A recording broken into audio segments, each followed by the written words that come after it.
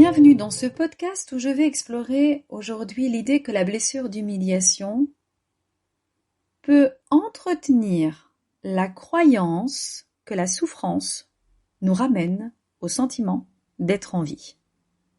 Je m'explique. Lorsque nous sommes confrontés à une situation humiliante ou dégradante, cela peut créer en nous un sentiment de honte et de perte d'estime de soi.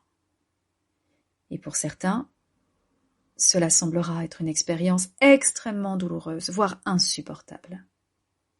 Cependant, pour d'autres, cela semblera être une expérience nécessaire pour se sentir vivant et se reconnecter au droit d'exister.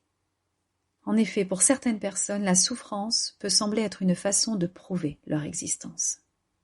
La douleur peut être considérée dans ce cas-là comme une preuve que nous sommes vivants et que nous ressentons quelque chose, que nous ressentons des émotions.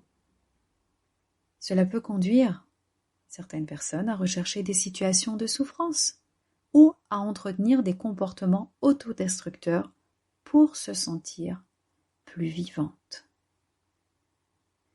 Évidemment, cette croyance entraînera des conséquences négatives pour notre santé mentale et notre bien-être. En entretenant cette idée que la souffrance est nécessaire pour prouver notre existence, nous pouvons tomber dans une spirale de comportements autodestructeurs et de pensées négatives qui vont renforcer à coup sûr la blessure d'humiliation. Ici, le travail sera de comprendre que la souffrance n'est pas nécessaire pour prouver notre existence ou notre valeur en tant qu'être humain. Nous avons tous une valeur indépendamment de notre capacité à souffrir. En soignant notre blessure d'humiliation et en développant une estime de soi saine, nous pouvons apprendre à nous sentir vivants sans avoir à souffrir. Et puis souffrir ne revient pas à dire que l'on se fait mal automatiquement au corps physique.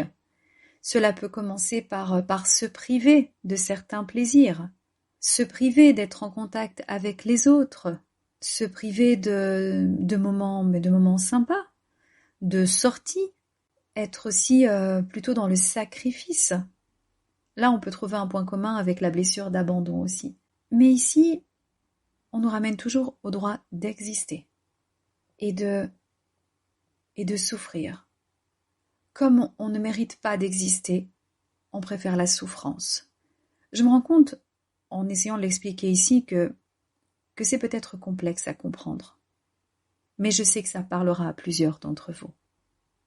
Alors retenez surtout que comprendre la blessure d'humiliation, c'est aussi admettre que la souffrance n'est pas nécessaire pour prouver notre existence ou notre valeur en tant qu'être humain.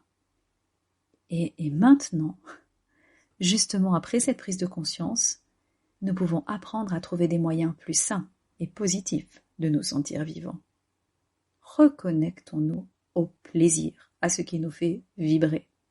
Merci de m'avoir écouté et à bientôt pour un prochain podcast, toujours sur la blessure d'humiliation.